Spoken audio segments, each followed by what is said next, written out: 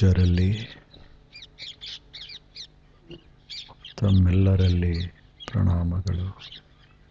ಸಾಕಾರ ದೇವ ಹಲವಾರು ರೂಪದಲ್ಲಿ ಇರ್ತದೆ, ನಿರಾಕಾರ ದೇವ ಒಂದೇ ರೂಪದಲ್ಲಿ ಇರ್ತದೆ.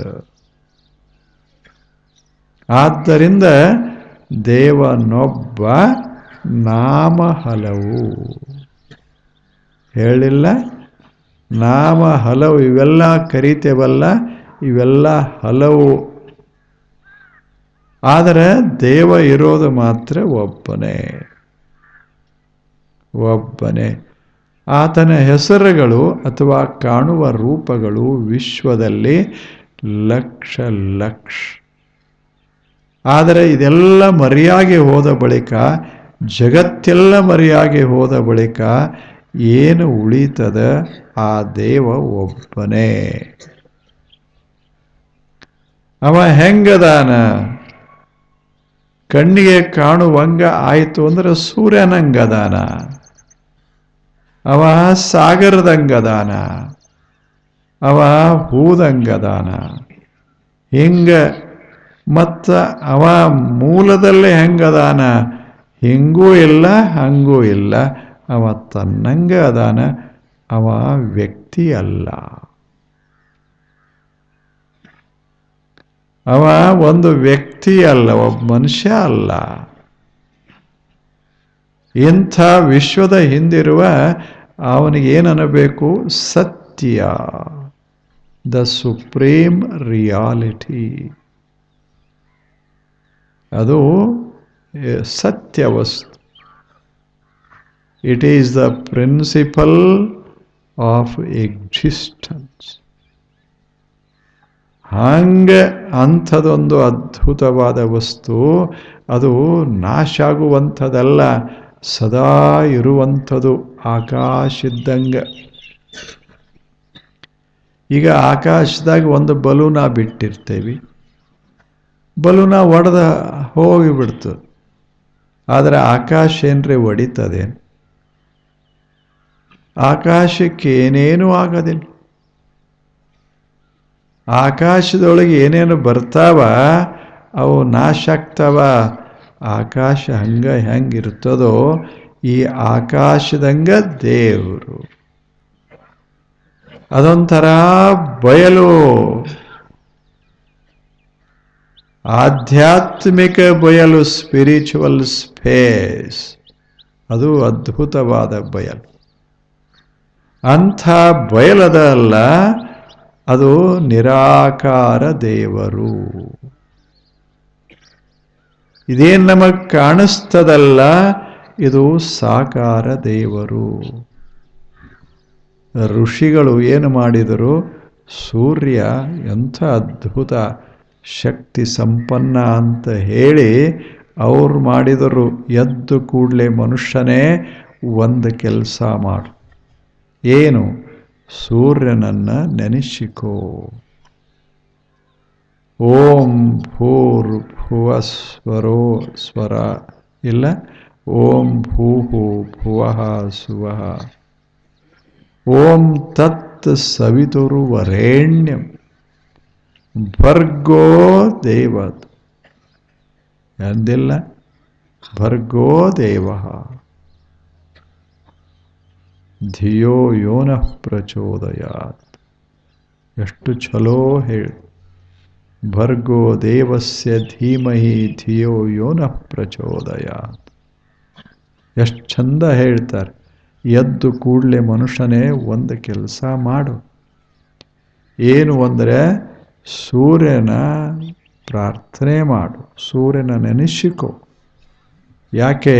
ಅವನೇ ಕಣ್ಣಿಗೆ ಕಾಣುವ ಅದ್ಭುತ ದೇವರು. ಅದ್ಭುತ ದೇವರು. ಅವ ಬರದೇ ಇದ್ರೆ ಇನ್ನೇನದ ಜಗತ್ತಿನೊಳಗ? ಏನದ ಹೇಳಿ? If there is no light, there is no life. ಎಲ್ಲದ? ಸೂರ್ಯ ಹಿಂಗೆ ಬಂದ ಅಂದರೆ ಒಂದಿಷ್ಟು ಮಾಡಿ ಬರ್ತಾವ, ಮಳೆ ಹಾಕದ. ಸೂರ್ಯ ಒಂದಿಷ್ಟು ಬಂದರೆ ಭೂಮಿ ಹಸಿರಾಗ್ತದೆ. ಸೂರ್ಯ ಆ ಕಡೆ ಹೋದ ಅಂದ್ರೆ ಖಾಯಿಂ. ಇಲ್ಯಾರು ಇರ್ತಾರೆ? ಯಾರ್ಯಾರು ಇರೋದು. ಭೂಮಿ ಸಹಿತ ಉಳಿಯೋದು ಕಷ್ಟದ. ಅಂಥ ಅದ್ಭುತ ಸೂರ್ಯ ಮನುಷ್ಯನೇ, ಅವನು ಕಣ್ಣಿಗೆ ಕಾಣಲಿ ಅಂತ ಪರಮಾತ್ಮನೇ ಸೂರ್ಯನ ರೂಪ ತಾಳ್ಯಾನಂತ ತಿಳ್ಕೋ. ಅವನ ನೋಡಿ ಮನಸ್ಸು ಪವಿತ್ರ ಮಾಡಿಕೋ. ಓಂ ಭೂರ್ಭುವಸ್ವಃ. ಇದೇನು ಮ್ಯಾಲದ ನಡುವದ ಇಲ್ಲದ ಇವೇ ಭೂರ್ ಭುವಸ್ವಃ. ಇವೆಲ್ಲ ದೇವನ ಒಂದು ರೂಪ. ತತ್ ಸವಿತುರ್ವರೆಣ್ಯಂ ಭರ್ಗಃ ದೇವಸ್ಯ ಧೀಮಹಿ. ಏನಾತನ ಪ್ರಚಂಡ ಪ್ರಕಾಶ ಹರಿತಾದ ಜಗತ್ತಿನಾದ್ಯಂತ, ಅದನ್ನು ಒಂದಿಷ್ಟು ಧ್ಯಾನಿಸು, ಅದನ್ನು ತಲೆಯೊಳಗೆ ಹಾಕಿಕೋ, ಬೆಳಕನ್ನು ನೋಡು. ಆ ಬೆಳಕು ಮನಸ್ಸನ್ನು ತುಂಬಿತು ಅಂದರೆ ಮನಸ್ಸು ಪವಿತ್ರವಾಗ್ತದೆ, ಮನಸ್ಸು ಶುದ್ಧವಾಗ್ತದೆ. ಹಾಗೆ ಒಂದಿಷ್ಟು ನೋಡು. ಚಲೋ ಇಲ್ಲ ಮಂತ್ರ?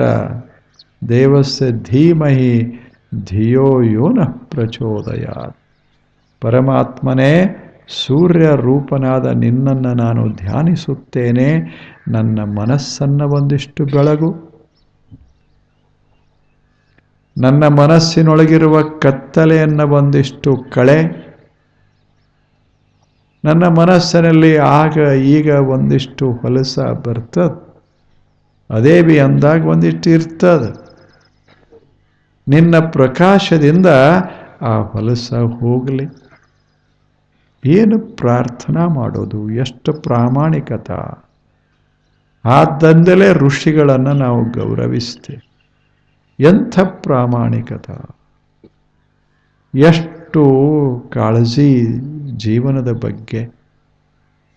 ನಾವು ಮಾಡ್ತೇವೆ ಸುಮ್ಮನೆ ಅವ್ರ ಬಗ್ಗೆ ಇವ್ರ ಬಗ್ಗೆ ತಲೆಯಾಗ ಒಂದು ನೂರಾರು ಹಾಕ್ಕೊಂಡು ಬೈದು ಮಾಡಿ ಸುಮ್ಮನೆ ತಲೆ ಕೆಡಿಸಿ. ಅವ ಇರುವುದಿಲ್ಲ.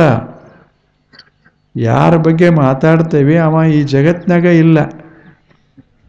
ಅವ ಹೋಗಿ ನೂರಾರು ವರ್ಷ ಆಗ್ಯದ, ಇವಾಗ ಬೈಯಕತ್ತಾನ. ಏನು ಮಾಡು? ಏನು ಹಿಂಗಾದ್ರೆ ಹೇಗೆ? ಈಗ ನಾವು ಬೈಯೋದಿಲ್ಲೇನು? ನಾವು ಕೊಂಡಿ ಮನ್ಸಣ್ಣಗೆ ಬೈತೇವೆ. ಅವ ಎಲ್ಲದಾನ ಈಗ? ಅವ ಹೋಗಿ 900 ವರ್ಷ ಆಗ್ಯಾವ. ಇವೆಲ್ಲ ಮಾಡ್ಕೋತಿದ್ರೆ ಹೇಗೆ? ಈಗ ದುರ್ಯೋಧನ ಎಲ್ಲದಾನ? ದುಶ್ಯಾಸನ ಎಲ್ಲದಾನ?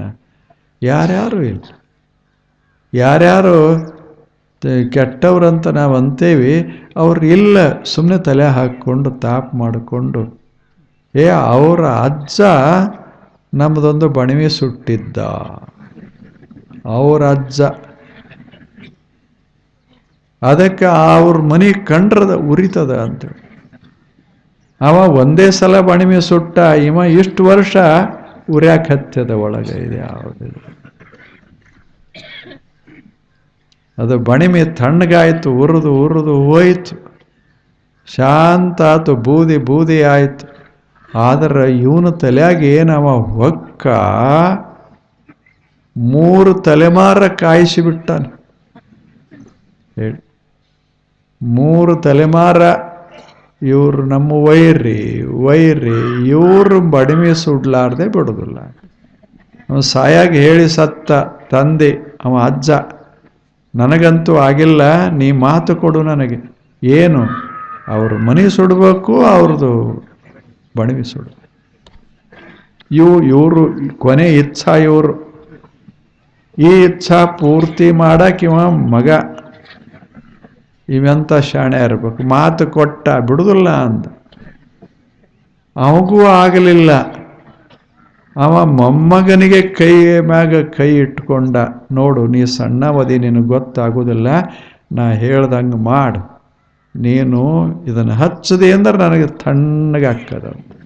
ಅಲ್ಲಿ ತನಕ ನಂದೇನು ಎದೆ ತಣ್ಣಗೆ ಆಗೋದಿಲ್ಲ. ಅಂದ್ರೆ ಹೆಂಗೆ ಉರಿತಿರ್ಬೇಕು, ಎಷ್ಟು ಕಾವಾಗಿರ್ಬೇಕು. ಎದಕ್ಕೆ ಬೇಕಾಗ್ಯದ ಇದೆಲ್ಲ? ಹೇಳಿ. ಹಾಗೆ ಪಾಪ ಹೋದ, ಏನೋ ಅಂತ ಭಾವನಾ ಬಂತು, ಸುಟ್ಟ ಹೋದ. ಅದು 3 ತಲೆಮಾರಿಗೆ ಬಂತು. ಹಿಂಗಾದ್ರೆ ನಾಳೆ ಕೂಡೋದು ಹೆಂಗೆ?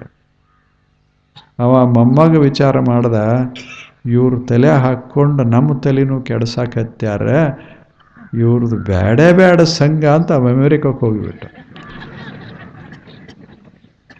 ತಣ್ಣಗಿರ್ಬೇಕಂತ ವಾದ. ಇವ್ರದ್ದು ಬರೀ ಇದ ಅಲ್ಲ, ಅವನು ಸುಡು ಇವನು ಸುಡು, ಅದನ್ನು ಮಾಡು ಇದನ್ನು ಮಾಡು. ಅವ ಏನು ತಲೆ ಹಾಕ್ಕೊಳ್ಳಾರ್ದೆ ಹೋಗಿ ಆರಾಮ್ ಡಾಲರ್ದ ಮ್ಯಾಗ ಡಾಲರ್ ಗಳಿಸಿ ಮಸ್ತಾಗಿ ಅಲ್ಲಿ ವಾಸ ಮಾಡಿದ. ಹಿಂಗೆ ಆಗ್ತಾವ. ಬಹಳ ಹಿಂದಿಂದ ನೆನಪು ಮಾಡಿಕೊಂಡು ತಲೆ ಕೆಡಿಸ್ಕೋಬಾರದು. ಆದದ್ದಾಗಿ ಹೋಗ್ಯದ. ನಿನ್ನೆದ ನಿನ್ನೆ, ನಾಳಿದ ನಾಳೆ. ಇಂದು ಚಂದಿರ್ಬೇಕಲ್ಲ, ಇಂದು ಚಂದಿರು. ಬರೇ ಹಿಂದಿಂದ ನೆನಪ ಮಾಡಿಕೊಂಡು ತಾಪ ಮಾಡ್ಕೋಬೇಡ ಮನುಷ್ಯನೇ. ಇವರ ಬರೇ ತಪ್ಪು ತಡೆಗಳನ್ನು ತಲೆಗೆ ಹಾಕ್ಕೊಂಡು ತಾಪ ಮಾಡ್ಕೋಬೇಡ ಮನುಷ್ಯನೇ. ಏನು ಮಾಡು? ಮರೆಯದೆ ಪೂಜಿಸು ನಮ್ಮ ಕೂಡಲ ಸಂಗಮ ದೇವನ. ಮತ್ತು ಮರೆಸ್ತದ ಅಂತ ಅವ್ರದ್ದು. ಮರಿತೀವಮ್ಮೊಮ್ಮೆ. ಯಾಕೆ? ಈ ಪ್ರಪಂಚದ ಗದ್ದಲದಾಗ ಚಲೋದು ಒಮ್ಮೊಮ್ಮೆ ಮರೆತು ಹೋಗ್ತದೆ. ಅದಕ್ಕೆ ಮರಿಲಾರ್ದಂಗ ಮಾಡು ಕೂಡಲ ಸಂಗಮ ದೇವ. ಮರೆಯದೆ ಪೂಜಿಸು ಅಂದರೆ ಪೂಜಾ ಮಾಡೋದಂತಲ್ಲ, ಸ್ಮರಣ ಮಾಡ್ಕೋ, ನೆನಪಿನಾಗಿರಲಿ, ತಲೆಯಾಗ ಅದ ಇರಲಿ ಚಲೋದು. ಆದರೆ ಕೆಟ್ಟದ್ದು ಮಾತ್ರ ಹಾಕ್ಕೋಬೇಡ. ಅಕಸ್ಮಾತ್ ಕೆಟ್ಟದ್ದು ಒಳಗೆ ಸೇರಿದರೂ ಕೂಡ ಅದನ್ನು ಅಲ್ಲಿ ಇಟ್ಕೋಬೇಡ. ಆಗುವುದಲ್ಲೇನು? ಮನ್ಯಾಗ ಒಂದಿಷ್ಟೇನರೆ ಗಾಳಿಗೆ ಹೊಲಸು ಬಂದು ಬಿದ್ದರೆ ಏನು ಮಾಡ್ತೇವೆ? ಕಸ ತಗೊಂಡು ಹೊಡೆದು, ಕಸಬಾರಿಗೆ ತಗೊಂಡು ಹೊಡೆದು ಹೊರಗೆ ಹಾಕ್ತೇವೆ. ಅಂದ್ರೆ ಬಿತ್ತು ಅಂದ್ರೆ ತೆಗಿ, ಇಟ್ಕೋಬೇಡ. ಮತ್ತು ಹೊರಗಿನ ಕಸ ತಂದು ನೀನೇ ಒಳಗೆ ಹಾಕ್ಕೋಬೇಡ. ಇನ್ನ ಗಾಳಿ ತಂದ್ರೆ ಚಲೋ, ಇವನೇ ಹೋಗಿ ಹಾಕ್ಕೊಂಡ. ಅಲ್ಲಿದೊಂದು ಇಲ್ಲಿದೊಂದಿಟ್ಟೆಲ್ಲ ಕಸ ತಗೊಂಡು ಬಂದು ಮನೆಗೆ ಹಾಕ.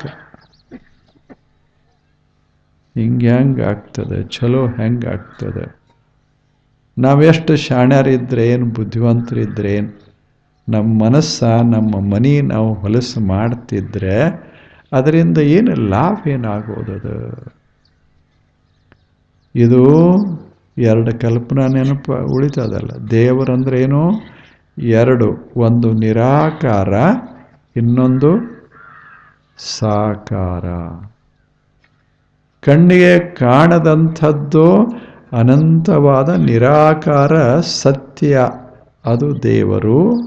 ಅದು ಕೊನೆಗೆ ದೇವರು. ನಮ್ಮ ಕಣ್ಣಿಗೆ ಕಾಣುವಂಥ ಇದೇನು ಜಗತ್ತು ಅದ ಅಲ್ಲ, ಇದರೊಳಗಿರುವ ಸೂರ್ಯ, ಚಂದ್ರ, ನಕ್ಷತ್ರಗಳು ಇವೆಲ್ಲ ದೇವರು. ಇವೆಲ್ಲ ದೇವನ ರೂಪಗಳು. ದೇವರು ಈ ರೂಪದಲ್ಲಿ ನಮಗೆ ಕಾಣಬರ್ತಾನೆ. ನಮ್ಮ ಜೀವನವನ್ನು ಆತ ಶ್ರೀಮಂತ ಮಾಡ್ತಾನ. ಭೂಮಿ ಬಂತು. ಭೂಮಿ ಅಲ್ಲೇನು, ಭೂಮಿ ತಾಯಿ ಅಂತಾರೆ. ಭೂಮಿ ಏನು ಮಾಡ್ತದೆ? ಎಷ್ಟು ಕೆಲಸ ಮಾಡ್ತದೆ? ನಮಗೆಲ್ಲ ಅನ್ನ ಹಾಕೋದು ಯಾವುದು? ಯಾರೇ ಮನೆಯವ್ರು ಹಾಕೋದಿಲ್ಲ. ಯಾವುದರೆ ಒಬ್ಬರು ಶ್ರೀಮಂತರ ಹಾಕ್ತಾರಂತಲ್ಲ. ಅನ್ನ ಹಾಕೋದು ಯಾವುದು? ಇದ ಮಣ್ಣನೇ ಪಾಪ ಕಷ್ಟಪಟ್ಟು ಅದನ್ನು ತನ್ನ ಒಳಗಿಂದೆಲ್ಲ ಹೊರಗೆ ತೆಗೆದು ಚಲೋ ತೆನಿ ಪನಿ ಮಾಡಿ ಅದರಾಗ ಕಾಳುಗಳನ್ನು ಎಷ್ಟು ಚಂದ ಜೋಡಿಸಿ ಆ ಬಳಿಕ ಅದು ಕರಿತದ. ಹಿಂಗದು ಗಾಳಿಯಿಂದ ಬೀಸ್ತದಲ್ಲ ತೆನಿ, ಅದು ಕರಿತದ. ನಾ ಈಗ ತಯಾರಾಗೇನಿ, ತಗೋ, ತಿನ್ನು, ಆನಂದ ಪಡು. ಇಲ್ಲೇ ಎಲ್ಲ ಮಾಡೋದು ಯಾವುದು ಇದೆ ಮಣ್ಣ. ಇಂಥ ಮಣ್ಣ ದೇವರಲ್ಲೇನು? ಇದು ಮಣ್ಣ ದೇವರಲ್ಲೇನು? ದೇವರಂದ್ರೆ ಏನು?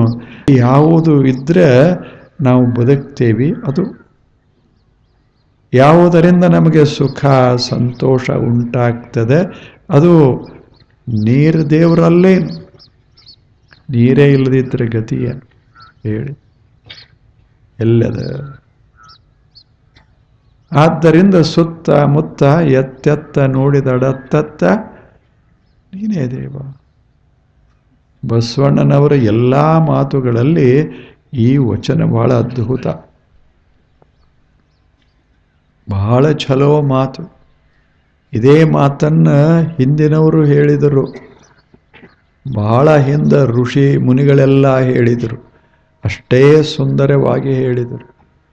ಸರ್ವಂ ಖಲು ಇದಂ ಬ್ರಹ್ಮ,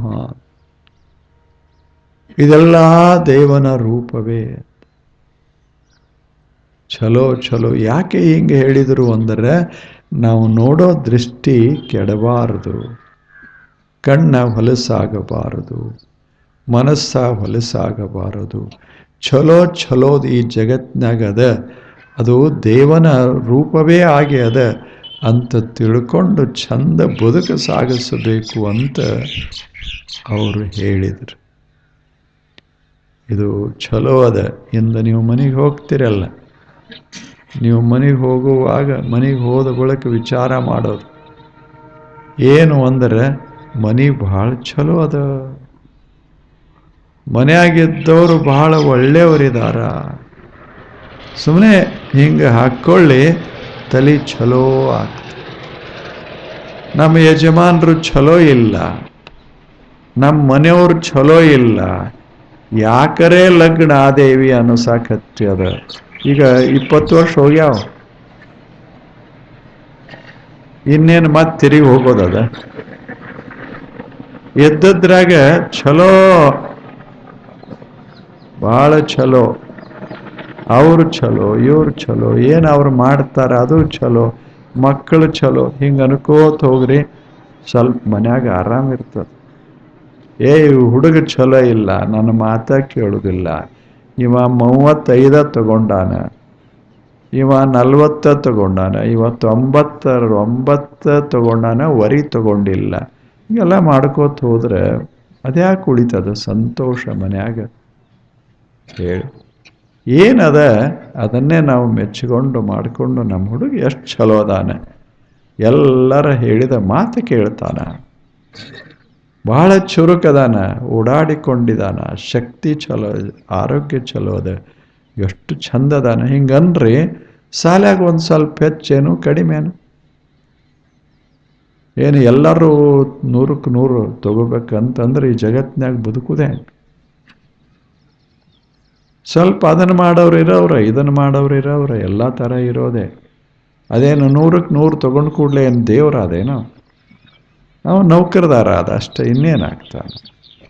ನೀವು ತಗೊಳ್ಳಿಲ್ಲ ಅಂತ ಇಟ್ಕೊಳ್ಳಿ, ನೀವು ನಪಾಸಾಗಿ ಭೂಮಿ ಮಾಡಕ್ಕೆ ಬಂದರೆ ನೀವು ಯಜಮಾನರಾದ್ರಿ, ಅವ ನೌಕರದಾರ ಆದ.